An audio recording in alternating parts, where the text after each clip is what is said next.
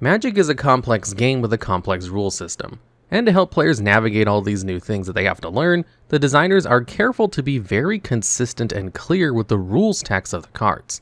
If only they had held that principle from day one. In the early days of Magic, they were still getting the hang of how to design a card game. So things like templating, being consistent, and readable wasn't necessarily obvious to everyone. Today, we're going to look at the first set of Magic and talk about some of the less than stellar templating decisions they made back in the day. Let's start with a card that's actually totally normal, Armageddon. Today, this is a sorcery with a mana cost of 3 and 1 white with the effect to destroy all lands. Its original alpha printing instead said, all lands in play are destroyed, which is perfectly fine. The weird thing is how cards like Tranquility were worded. This is another sorcery with a very similar effect. It simply destroys all enchantments. However, instead of saying that, it instead says, all enchantments in play must be discarded, which makes things way more confusing. This matters because of the regeneration keyword, which appeared all over the place in alpha. This makes it so that the next time a creature would be destroyed, it isn't, you remove all damage from it and tap it. Now, the way regeneration works is, and always has been, a headache, because it's generally thought of as bringing a creature back from the graveyard, but it actually doesn't, because that would do some weird stuff with auras. But this inconsistency in templating makes the confusion way worse. You can regenerate a land or enchantment that would be destroyed or discarded by Tranquility, because they're both destruction effects. However, discard effects like Mind Twist that actually make a player discard cards from their hand don't interact with regenerate at all, because regeneration only applies to cards on the battlefield and destruction effects. This means that you can end up in the nightmare scenario, where a player realizes they can regenerate their enchantments in response to Tranquility, and then has to wonder why they can't regenerate the Serra Angel in their hand if their opponent tries to Mind Twist it.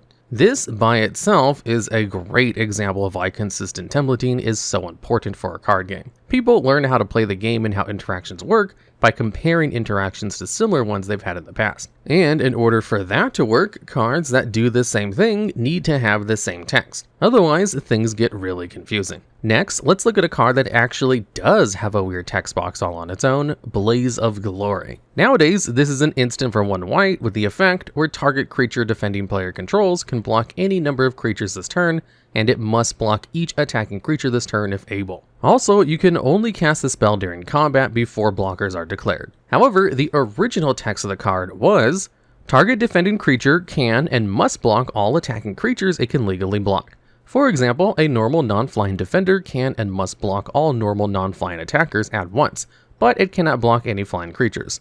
Controller of defender may distribute damage amongst attackers as desired. Play before defense is chosen. Whew, that was a mouthful. Now, this is a great example of something Alpha really like to do that we'll try not to dwell on too much, which is explaining rules of a card in the card's effect text. Nowadays, we can just say what a card's effect is, and if you have questions about how a card interacts in certain situations, there's a huge rulebook and judges that can help you out. However, back in the day, those resources weren't necessarily available. So, when there was writing with the text of Blaze of Glory, they realized players might have some questions about creatures that target normally wouldn't be able to block, so they explain that on the card. They also do something similar with cards like Castle that specifies that attacking creatures that would at that point be tapped would no longer gain the boost it gives to untapped creatures. Though considering that Serra Angel was around at the time and doesn't tap to attack, I think this original version of the card's text was just wrong? Anyway, cards like Castle and the original Circle of Protection explained specific scenarios and how they work on cards because the rulebook wasn't robust enough to explain it for them. However, Blaze of Glory does have a few notable things in its original text outside of it being too wordy. My favorite is calling creatures without flying normal non-flying creatures, as if flying creatures aren't normal for whatever reason. It's also great that it hides an additional restriction on the card under the massive explanation of how it interacts with flying creatures. It would be very easy for someone to miss that and think that they could somehow cast it after blocks were declared, and then change how creatures were blocking if combat didn't go their way. Overall, this card's text was just way too long and wordy for no real reason. The next card with weird original text is Island Sanctuary. Right now, this is an enchantment with a mana cost of 1 and 1 white. It has the ability where you can skip your draw for a turn. If you do, until your next turn, the only creatures that can attack you are creatures with flying or island walk. Its original text was, you may decline to draw a card during the draw phase. In exchange, until the start of your next turn, the only creatures that can damage you are those that fly or have island walk. A few things of note here. First off, the original Sanctuary says that those creatures can't damage you, not that they can't attack you. This was immediately changed in the beta printing, so it was likely the case that it was always meant to work this way, but this is in effect a functional errata to the card. Secondly, the actual text of this card just sounds awful. Rather than saying during the draw phase, or better yet, during your draw phase, it just says during draw phase. Same with until start of turn, instead of the much more reasonable until start of your next turn. It almost feels like they were trying to save space on the card for more text, but there are cards with far more text on them in alpha.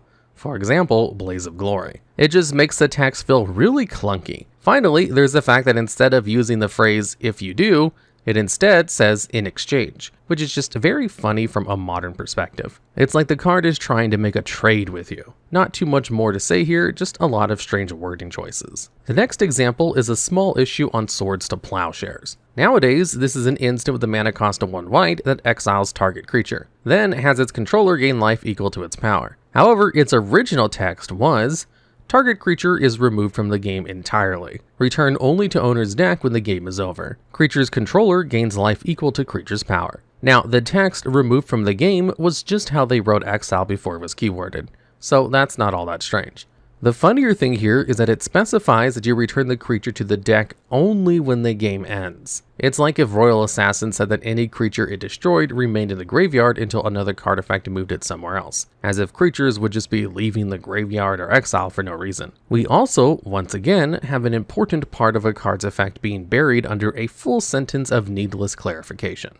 Next up we have Clone and Vesuvan Doppelganger, which are the first, well, clone effects in Magic. Clone is currently a 0/0 for 3/1 blue with the ability where it enters the battlefield as a copy of any creature on the battlefield. Doppelganger is a 0/0 for 3 and 2 blue that enters as a copy of any creature, except that it doesn't copy its color, and it has the ability, during your upkeep, you can have Doppelganger become a copy of a target creature, except its color doesn't change and it still has this ability. Basically, it's a clone that can change what it's copying during your upkeep. However, the original text boxes are much wordier. Clone says, upon summoning, clone acquires all normal characteristics, including color, of any one creature on either side. Any enchantments on original creature are not copied. Clone retains these characteristics even after the original creature is destroyed. Clone cannot be played if there are no creatures in play. Now, this is mostly another example of alpha explaining card rulings on the card itself, instead of in a rulebook or somewhere that would actually belong. But the restriction where you can't cast it if there are no creatures in play is very strange. You can, today, play Clone even if there are no creatures on the battlefield. It will die immediately, but you can do that. The restriction didn't need to exist, because the ruling for how to handle 0 toughness creatures already existed in the game. It's also strange because Doppelganger doesn't have this restriction at all. Speaking of which, let's look at that card, because it's way more weird. It says, upon summoning, Doppelganger gains all characteristics, except color, of any one creature on either side. Any enchantments on the original creature are not copied. During controller's upkeep, Doppelganger may take on the characteristics of any of a different creature in play instead. Doppelganger may continue to copy a creature even after the creature leaves play.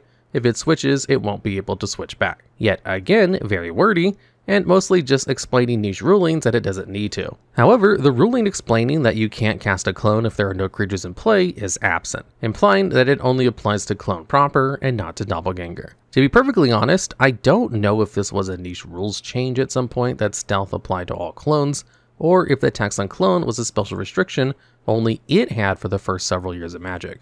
So if someone played at the time knows, please do let us know in the comments.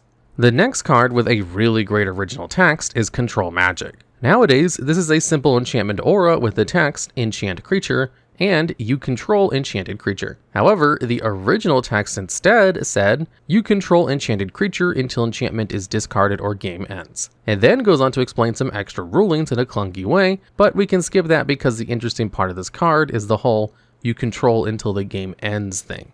This sort of implies that otherwise, you would gain ownership of the card if the game ended while you had a control magic on a creature. Now, this may sound ridiculous, but you have to remember that this was back in the day when ante and cards that interacted with it were in the game. In the very early days of Magic, You were supposed to bet a random card from your deck on the outcome of every game, and cards like Contract from Below would put additional cards up for ante. The idea that a card could not only give you a creature for this game, but would let you keep it permanently, wasn't actually as impossible as it sounds today. The funniest part of this is that it implies that, were it not for this clarification, in order to keep your creature, you would need to find a way to remove the enchantment. I like to imagine a board state where one player has the game in the bag, but one of their best creatures is being controlled magic by your opponent, so you can't win until you draw their disenchantment to get it back, or something equally ridiculous. Luckily, this never actually happened, as this little extra ruling meant that everyone knew that the effect of control magic was limited to only one game. Funnily enough, the original version of Steel Artifact also has this on it, which makes sense as they are very similar effects. Let's have a quick look at the original version of Counterspell next. Today, this is an instant for 2 blue with the effect to counter target spell. The original version had a few notable things about it, though it is pretty straightforward compared to some other types of cards we'll be talking about. The alpha version was an interrupt, a defunct card type that we won't dwell on for too long, but essentially it meant that it was faster than an instant. Its text instead said, counters target spell as it's being cast. There are two major things here. One is that it specifies that it counters a spell as it is cast, implying that there's a way to counter a spell before or after it's cast. I really doubt that the people would try to use counterspell as a makeshift terror to remove a creature already in play, but it was a wild time for the game, so this clarification may have actually been helpful.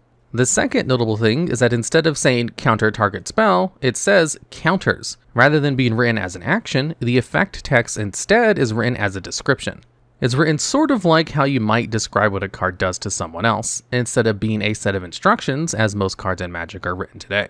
This is something that Alpha and early Magic did a lot, where it was inconsistent in how it went about writing card effects. Cards like Ancestral Recall in the original version of Jump have their effects written as draw 3 cards or force opponent to draw 3 cards, and target creature is a flying creature until end of turn. While the effects text here is a bit awkward, it is more in line with how most instants and sorceries are written.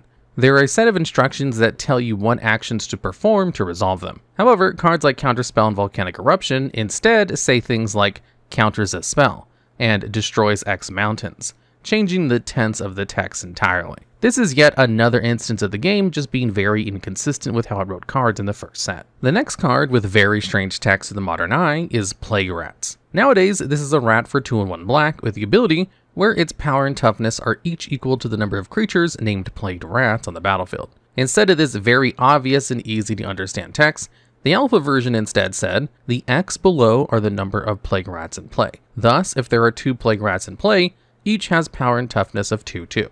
Here we once again have a card explaining its rulings and its effects text, but this first line of text is pretty funny. First off, we don't use X for creatures like this anymore, because X's are usually reserved for a card's mana cost if it's going to appear on a card at all.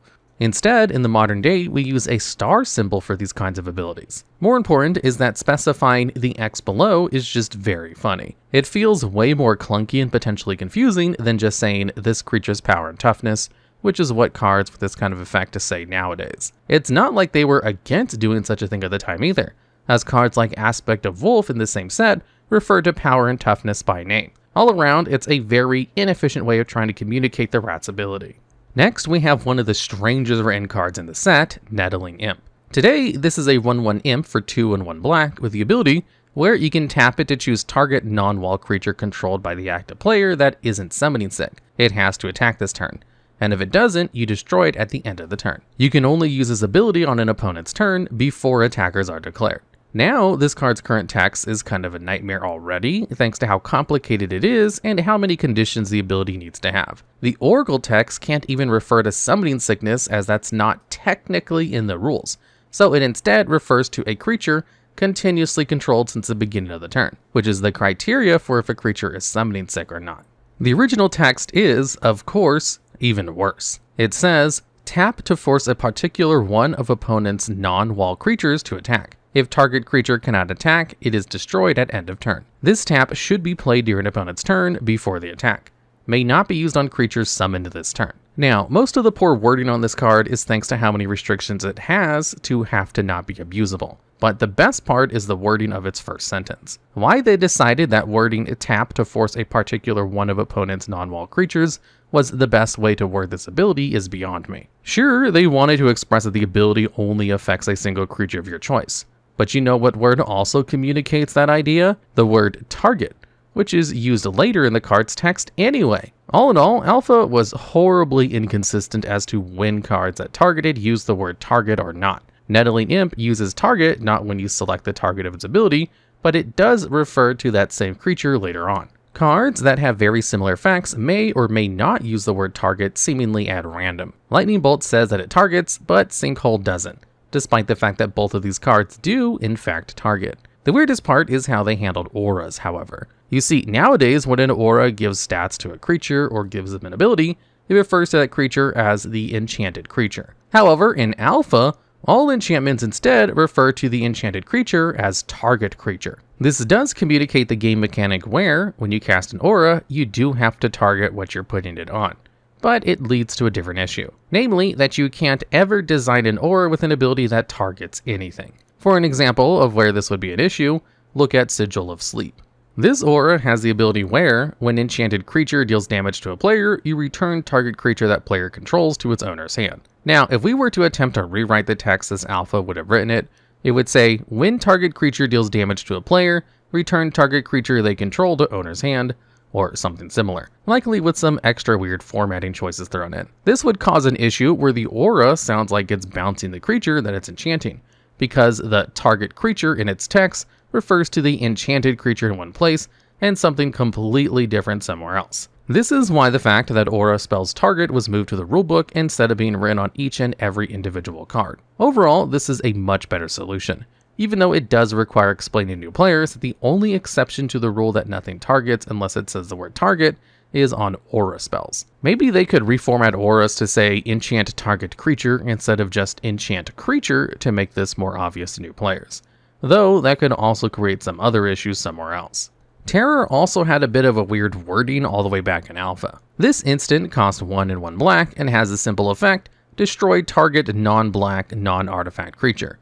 It can't be regenerated. The old wording was, destroy target creature without possibility regeneration. Does not affect black creatures and artifact creatures. Generally, this communicates the exact same idea with more words, but the specific phrasing of destroy target creature without possibility of regeneration is just amazing. The thing is, other cards in the set also prevent regeneration and are worded in a much more straightforward way. Wrath of God and Disintegrate both prevent the creature from being regenerated and are worded much closer to how Wizards currently words the effect. Simply says it cannot regenerate or cannot be regenerated. Outside of using a full word instead of a contraction, the second one is exactly how the effect is written to this day. Regardless, the wording Terror used was never revisited, mostly because it just sounds very silly. The last black card in the set worth taking a quick look at is Weakness. This is an enchantment aura for 1 black that gives enchanted creature -2/-1. Its original text was target creature loses -2/-1. If this drops the creature's toughness below 1, it is dead. Now, this is mostly just showcasing things we've already talked about, namely auras all saying target and cards just explaining rulings on them. However, it does have its own special weirdness, namely the tense of the final sentence. Rather than saying it dies, it simply says it is dead. Big, you are already dead energy here. It really does feel like the card is implying that the creature has died, even if neither player has noticed the fact yet. This isn't a particularly bad example of templating, just a very entertaining one. Rock Hydra is a very complicated card even today. This is a 0/0 for X and 2 red that enters with X +1/+1 counters. For each 1 damage that would be dealt to Hydra while it has a +1/+1 counter on it, you remove a counter from it and prevent that damage. You can pay 1 red to prevent the next 1 damage that would be dealt to Hydra. Finally, you can pay 3 red to put a +1/+1 counter on the Hydra during your upkeep. However, the original version had a much better text box. It says, put X +1/+1 counters heads on Hydra. Each point of damage destroys 1 head unless R is spent. During upkeep, new heads may be grown for RRR apiece. So, a few things. First off, there are a few cards in Alpha that, for some reason, instead of using the mana symbol in the text of cards, some cards would use 1-letter abbreviations of that mana symbol. In development, every color of mana has a single letter they use to represent them when writing down card effects and costs, as they don't have access to the mana symbols in pure text. If you spend a lot of time making or looking at custom cards, you're probably aware of these, but there's nothing in the game of Magic that tells you that R means 1 red mana, which is made much worse by the fact that cards like Uthden Troll in this same set actually do use the mana symbol. That alone is a big enough issue that we would have to bring it up at some point in this video.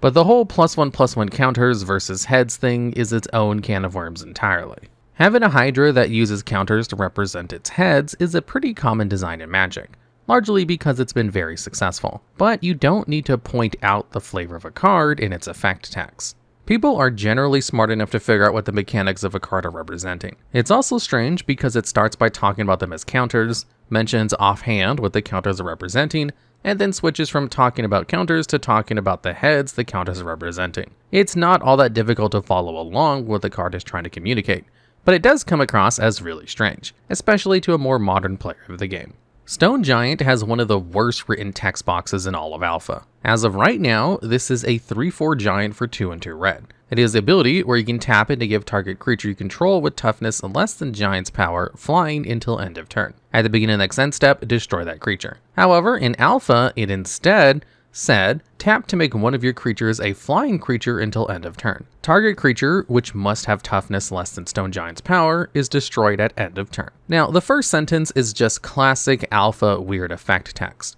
Instead of just saying it gains flying or even the flying ability, it refers to them as a flying creature again. At least it didn't say make one of your normal non-flying creatures a flying creature like Blaze of Glory would have. However, the second sentence of his effect is just an absolute train wreck.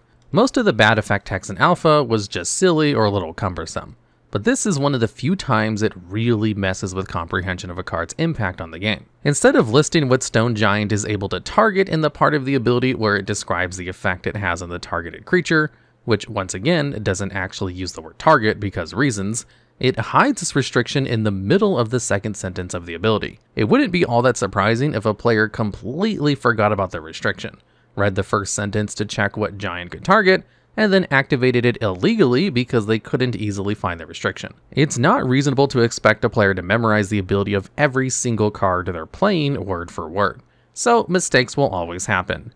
To avoid these mistakes, having the text of cards be as clear as possible is paramount, and hiding extra restrictions in the middle of other downsides on a card is a perfect recipe for having players miss them. The iconic Birds of Paradise also has a very weird mistake on its first printing. This is a 0/1 bird for 1 green with flying that you can tap for 1 mana of any color. Even all the way back in beta, the card's effects text was nailed down pretty well. In beta it said, flying, tap to add 1 mana of any color to your mana pool. This tap may be played as an interrupt. Outside of not just using a tap symbol yet, this was just how these kinds of abilities were worded back in the day. The phrase to your mana pool was removed pretty recently to save card space after it was deemed unnecessary, and specifying it can be used as an interrupt isn't that strange considering that most tapped abilities were only instant speed back in the day. It wasn't until all mana abilities were given special rules that this line of text became irrelevant. However, the alpha printing is much worse off for wear. It says, flying, tap to add 1 mana of any color to your mana pool, and the result of the ability is identical. It's really funny when you put these side by side and realize what happened in the original printing.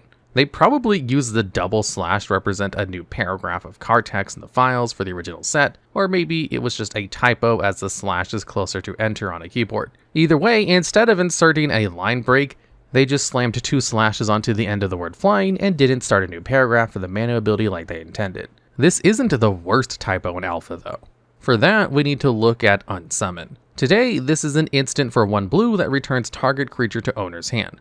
The beta text for the card says this with more words, saying, return creature to owner's hand. Enchantments on creature are discarded.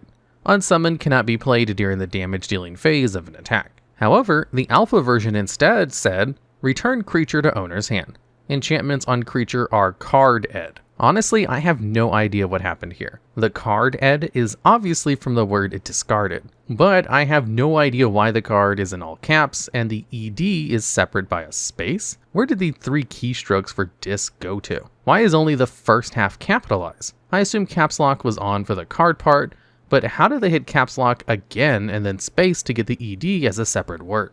They had just hit the D key, so it shouldn't have changed everything to press E right above D and then press D again. Whatever weird series of events led to the wording for the card, it was caught by the second print and fixed, which makes the original printing of Unsummon even more hilarious. The cards, Giant Spider and Web, have some very funny text bones as well. Spider is a 2/4 for 3 and 1 green with reach, and Web is an aura for 1 green that gives a creature +0/+2 in reach. Now, it's important to point out that, at this time, reach was not a keyword. So they instead had to write out the entire way it works on every individual card that had reach. However, the way they did this was very awkward.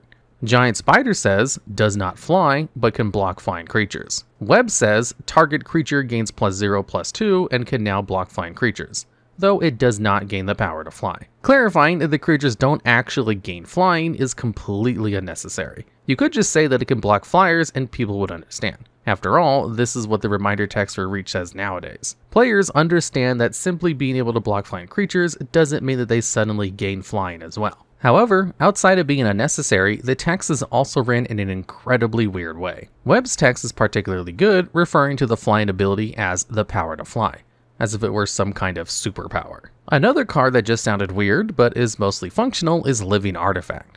This is an aura for 1 green that enchants an artifact. When you take damage, you put that many vitality counters on Living Artifact. During your upkeep, you may remove a vitality counter from it, and if you do, you gain 1 life. Honestly, the card is a bit weird. It requires enchanting an artifact, but it doesn't really interact with that artifact at all. It could just be a normal enchantment and it wouldn't change anything. So the enchanting is mostly just for lore reasons. Anyways, the original version instead said, put a counter on target artifact for each life you lose. During upkeep, you may trade 1 counter for 1 life, but you can only trade in 1 counter each turn. Using the word trade in here is quite funny. In a sense, that is what you're doing, but that language is essentially never used on Magic cards in the modern day. The weirder thing is that it's worded almost like an activated ability rather than a triggered ability. Sure, it's restricted to 1 time, but so were tons of activated abilities back in the day. Saying that you could only do this once per turn wouldn't be necessary if it was just a trigger that happens once per upkeep.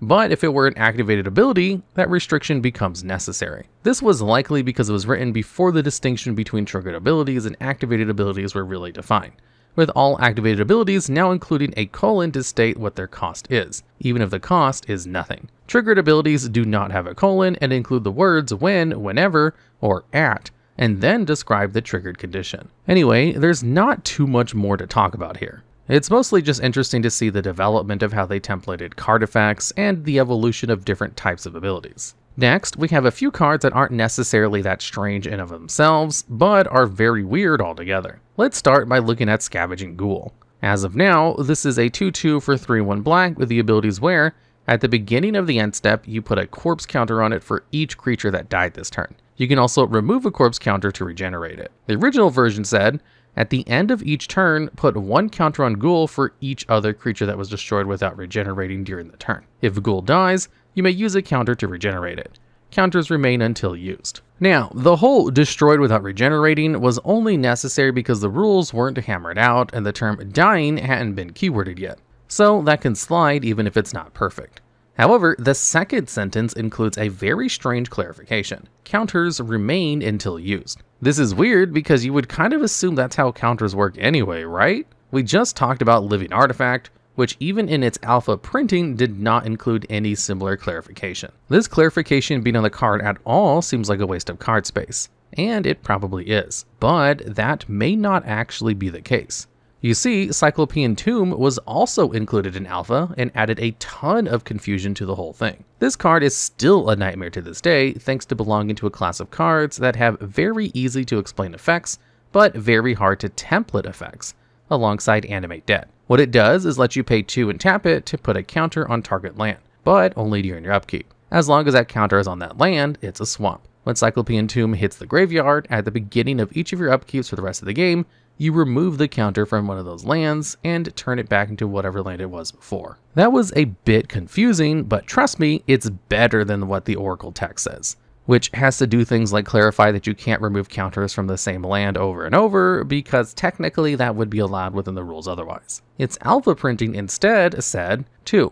Turn any 1 non-swamp land into a swamp during upkeep. Mark the changed lands with tokens. If Cyclopean Tomb is destroyed, remove 1 token of your choice each upkeep, returning that land to its original nature. Not only is this text very clunky, but it also calls the counters it uses tokens for some reason. In the modern day, counters are things that are put on permanents, and tokens are basically permanents that aren't cards created by certain effects. They are very different things, and no one would use the word token to describe a counter. Well, you may say, maybe they just hadn't had a reason to create the distinction yet. That also isn't true because the card The Hive was also an alpha. Its text was 5. Creates 1 giant wasp, a 1/1 flying creature. Represent wasp tokens, making sure to indicate when each wasp is tapped. Treat wasps like artifact creatures in every way, except that they are removed from the game entirely if they ever leave play. If the hive is destroyed, the wasps must be killed individually. Now, most of this text is just explaining how token creatures work, but it's important because it uses tokens in the way that tokens work in the game currently. All of this makes trying to figure out how these cards work from just the card's text a nightmare. What is the difference between a token and a counter? Do counters stay by default or not? The cards are so inconsistent, you could realistically see players come to different conclusions on this. Also, Tomb and Hive don't actually tell you to tap them, because back in the day, there were no mono artifacts and poly artifacts, and mono artifacts require tapping to use their abilities. This was defined in the rulebook, which is so weird because for some reason, they decided having that massive distinction between cards only be in the rulebook was okay, but most cards needed an extra paragraph of text explaining niche rankings. There is one last card we'll be talking about, and it's another card that is still a nightmare in terms of rules text, Illusionary Mask. So there's not really a good way to template this card, and there's even a good way to explain how it works without being bound to what you can print in rules text. So bear with me here, this won't be pretty. This is a 2-mana artifact that lets you pay any amount of mana to use its ability at sorcery speed. If that mana could be used to cast a creature spell in your hand, then you can put that creature face down into the battlefield as a 2/2 creature.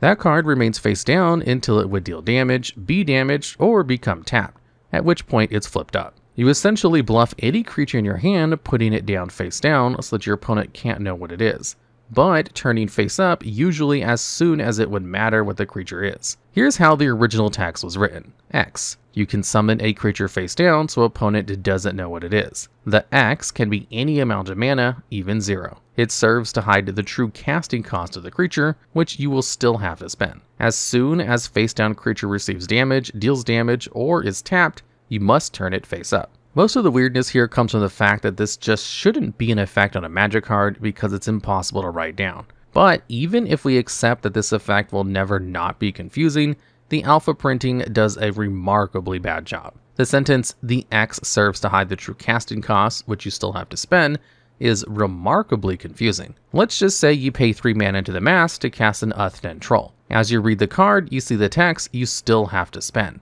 Does this mean you have to spend an additional 3 mana to cast your troll? Well, no.